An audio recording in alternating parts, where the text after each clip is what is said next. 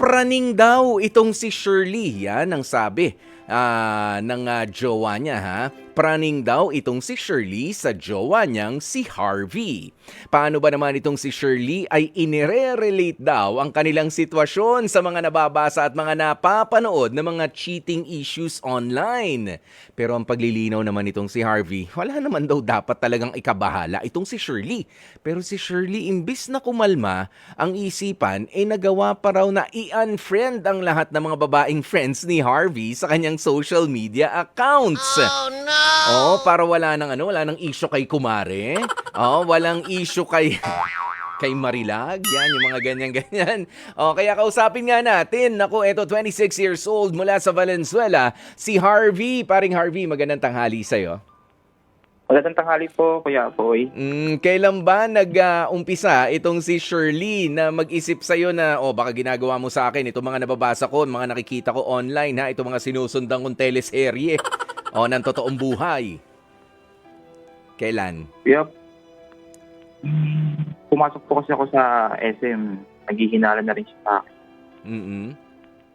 Okay. Hindi ko na nagwanag yung nangyayari sa kanya. Pinigilalaan niya ako kung ano-ano. So, kailan pa nga ito? Taon na rin ba?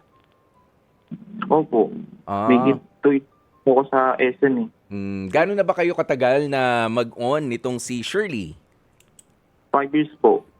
Sa 5 years na yan, talagang year 1 pa lang, yung unang-unang taon, medyo selosa na talaga si girlfriend. Opo. Pogi ka ba? Hindi ko na Pogi ka ba? Harvey? Pogi ka ba? Pogi ka ba? Do we have the same problem? Talaga naman, ipinasok pa naman yung sarili ko. Parehas ba tayo ng problema, Harvey? Ha? Si Parang- Divina, si Parang ayaw mo Shirley. sagutin Parang ayaw mo sagutin kung parehas tayo ng problema. Parang hindi tayo magkatulad. Pero sige, bibigay ko sa iyo yan. Dahil baka doon sa komento mo, doon sa tanong ko, baka lalong magalit pa itong si Shirley. Sige. Ayan, pero talagang bukod dyan sa itsura na meron ka, kaya, iniisip ko lang naman, baka isa rin yan sa mga dahilan, baka kaya selosa itong si Shirley. But of course, maganda si Shirley, tama? Opo. Hindi naman din siya kailangan na nai-insecure. Nga lang, ito pa ang isa kong tanong sa'yo. Ikaw ba ay may nagawa ng kalokohan sa loob ng 5 years, sa loob ng relationship ninyo na Wala. ikinadismaya nitong si Shirley? Wala naman po. Wala. Wala. Sige. Nasa kabilang linya na ba natin itong si Shirley? Sige, Shirley. Yun naman pala ang mga sagot nitong si Harvey. Hindi siya nagdadalawang isip sa mga sagot niya, ha? Shirley, sabi ni Harvey, medyo may tsura nga raw siya, pero wala naman daw talaga siyang iba. Wala rin naman siya nagawang kasalanan sa'yo sa loob ng 5 years. Bakit daw iisipin mo na baka ginagawa niya yung mga cheating issues online na mga nababasa natin? Nagsimula po ito nung buksan ko po yung Facebook niya tapos Messenger. Doon na po ako Dahil? Yung naman po yung YouTube niya, puro babae po. Siyempre, bilang babae, gawa niya, nasasaktan. Bakit gano'n yung laman ng YouTube niya? Anong laman ulit? Sorry? Mga babae po, mga magaganda, sexy. Messenger? Facebook po. Oo nga. Sa Facebook, okay. Magaganda, mga sexy. Kakilala niya ba to? Nakikita mo naman? Hindi ko po nakikita. Baka naman mga celebrity yan. Hindi naman po ganun. Hindi rin. Baka ito yung mga, alam mo yung mga fina-follow lang, yung mga nagsasayaw sa TikTok, ganun. Tapos follow nyo ako sa FB. Alam mo yun, for the, yung sa pera. Di ba kumikita kasi sa mga views eh. Ganun ba? Pero tanungin na nga natin, nandito naman sa kabilang linya si Harvey. Harvey, sino raw ba yung mga magaganda, mga sexing, mga babaeng, mga fina-follow mong yan? Yung po yung mga friend ko po sa Facebook, mga katrabaho ko din po. Saka mga kaibigan ko lang din po. Kaibigan, yun ba, doon ba nagagandahan itong si Shirley? Sabi mo maganda naman itong si Shirley. Bakit ka naman mai-insecure, Shirley? Kumusta ba yung messenger, yung exchange nila? Nakita mo ba yun? Meron pong nakikipagkamustahan sa kanya, pero ang sabi naman po niya sa akin, kaibigan niya lang yun. Mm. Wala ka ba nararamdaman? Hindi ba siya niyayaya na magpatato tayo ng 224? Oo, na today, tomorrow, forever. Ang ibig sabihin pala no. Wala naman po. Wala naman. Hindi naman umabot sa ganun. Hindi naman po. Oh, anong kinasiselos mo, Shirley? Anong kinakatakot mo? Baka po kasi mangyari sa amin yung mga issue ngayon, tungkol sa cheating. Kunwari, nandito siya sa tabi ko, pero pag wala siya, alam na. Oo. O, nandun naman palagi iyan. Pero, ano ba yung, ikaw ba ay, sabi ko nga kanina, no, kung sinasabi ni Harvey, wala siyang ginawa talaga na dapat mong ikagalit sa loob ng 5 years. Ikaw ba, bukod dyan sa nagsiselos ka sa mga kaibigan niya, sa mga friends niya online na mga babae, ano pa yung problema? Baka may nagawa nga siya na hindi mo nagustuhan. Yung di niya po pagsasabi sa akin kung mag-OT ba siya. Wala po kasi siyang update eh. Bakit nga ba ganun, Harvey? Di ba most probably, alam mo na, maaga pa ng araw na yun kung mag-overtime ka o hindi? Minsan po kasi, Kuya Poy, minsan pinapauti po kami ng visor namin. mm Pero, syempre, hindi naman yung pa-out ka na, yung pauwi ka na, tapos, oy, teka, balik muna. Siguro hindi naman ganun, di ba? Siguro ilang oras naman na preparasyon din para mentally and physically prepared ka para sa overtime. Ah, Ba't di mo nga sinasabi kay Shirley? pag ano po kasi, pag-out na rin po kasi, Kaya Poy, bigla na rin pong sinasabi sa akin, visor na, mag-OT ka na lang para ayusin yung tracking item mo, ganyan. Tapos, hindi mo na nga sasabihin kay Shirley. Hindi na rin po ako hindi na rin po ako nakakapag-out na eh. Diretso na rin po ako sa Pero nasabi na sa'yo ni Shirley yan, yung issue na yan. po. Nasabi na pala sa'yo, alam mo na nagtatampo siya sa mga ganyan, nagdududa siya. Siyempre, alam mo na, sa panahon ngayon, napaka-accessible na lamang din ng mga lugar kung saan pwede. Ha? Opo. Medyo Sinasabi ko, Ano yun? sinasabi ko naman po Oo. Medyo na mag-out. Ganyan. Pag coffee break mo din po kami. Sige.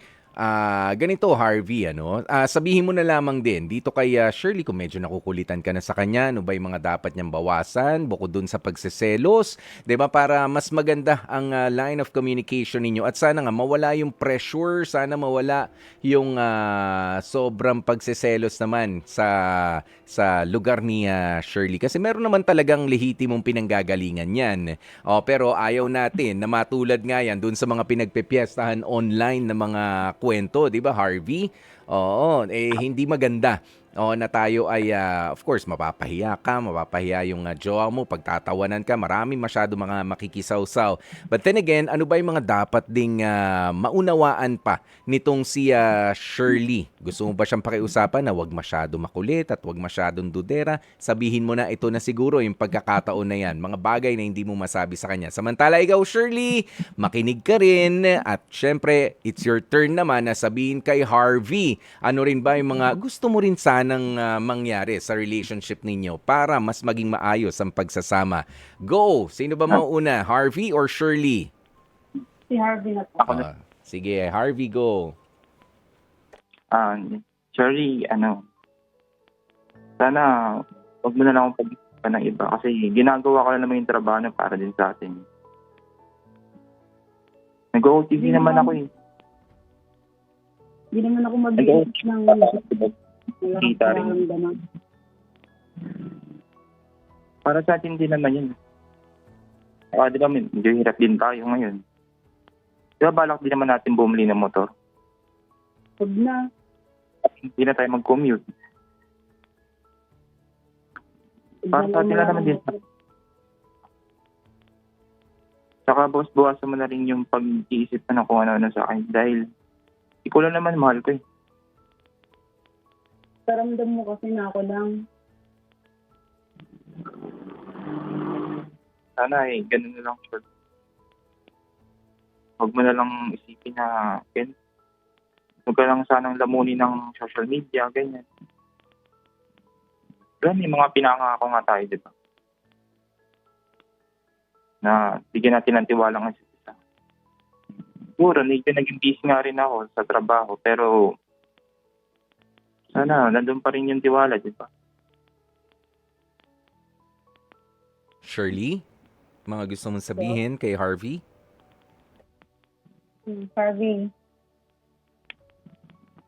mahal naman kita pero ayun sana, lumayo ka sa tukso.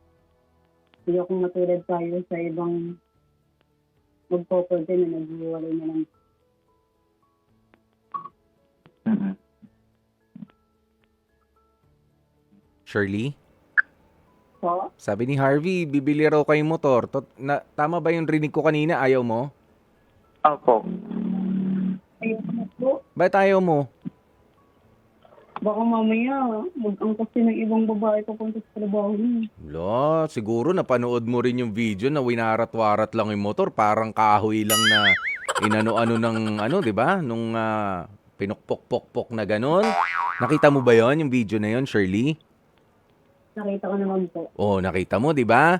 Oh, kung nakita mo, bawas-bawasan mo ang panonood ng mga ganyan at inire-relate yung sarili niyo mga relationship, 'di ba? Sabi nga ni Harvey, para hindi tayo commute ng commute, tayong dalawa lang, 'di ba? May mga kansyawan ka pa mga maririnig diyan, Shirley, na sasabihin, ay nako, iba yung angkas ng jowa mo. Let me be the first one na mag-break niyan sa iyo, yung joke na yan. Pero it's just a joke, 'di ba? Oo, makikita mo naman doon sa kay Harvey, kung makakatingin pa siya ng diretso sa'yo, di ba, kung tama ba ang mga oras ng uwi niya. Pero Harvey, ibalik mo raw yun. Iparamdam mo raw kay Shirley na siya lang at wala siyang dapat na pagdudahan. Yan, bago mo ipilit yung pagbili mo sana ng motor para sa inyong dalawa. Di ba? Ganun yun. Opo. Paramdam mo raw sa kanya. Ibig sabihin, namimiss ka na nitong si Shirley. Tama, Shirley? Tama po. Hindi na ba siya sweet sa'yo katulad nung dati? Ganun pa rin naman po. Siyempre, nararamdaman kakaiba. Oo.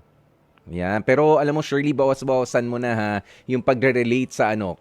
Minsan may mga kwento kasi na nakakita tayo, yun lang yun. Kwento nila yun eh. Not necessarily mangyayari sa atin. 'Di ba? Merong magjowa na ganito, ay naku, baka mangyari sa atin. Wag. Wag ganun ang pag-iisip. Always think na maayos na tao naman. Maayos na tao ba si Harvey? Do you agree? Opo, maayos naman. Ikaw, dapat maayos ka rin at wag mong hayaan na makurap na mga napapanood mo yung isipan mo na naku, magiging ganto rin kami. Alam mo yung law of attraction na sinasabi? Yan. Yan yung mangyayari sa'yo. Palapit kayo ng... Yun lagi iniisip mo, baka yun talaga ang mangyari. Kasi yun yung hinihintay mo eh. You're asking for it. You're asking for it. Malamang sa malamang, yun ang mangyayari. Kaya naman, relax lang. Pagka napanood lang. Yun lang yun. Nangyari sa kanila, sa amin, hindi naman. Pero ang pinakamaganda dyan, ibaling mo sa iba. Alam mo, dito sa atin, sa 105.9 True FM, hindi lamang yan ang mga mapapakinggan mo, hindi lang yung mga hiwalayan issues. Nandito ang mga current events na dapat ay updated ka. Nakafollow ka na ba sa page natin dito sa True FM, Shirley? Opo. Meron tayong programa dito ni Dr. Love, mga payo na para sa pag-ibig, meron. Etong programa nating Heart to Heart, nandito rin. Kung gusto mo lang mag-relax, makipagkwentuhan, shout out si Laila, nandyan. Sa balitaan, si Manong Ted, tsaka si Chacha, nandyan. Diba? Ganun ang mga pangyayari. Sa buhay. Gusto mong ma-inspire. Diba? Yung mga ganun, hindi yung hanap ka ng hanap na kung sino pa kayo maghihiwalay na jowa. Kayo na ang next kapag hanap ka ng hanap ng kung sino ang maghihiwalay sa social media. Okay? Shirley? Okay. Relax lang, ha? So, ano na ang inyong heart decision? H-E-A-R or T? A po. Approve na approve.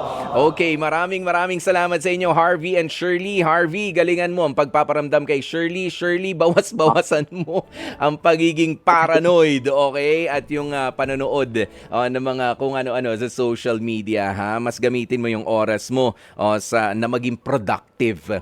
Sana kumikita ng pera ang pinanonood mo, hindi yung kung nakakakita ka ng hindi naman nangyayari pa.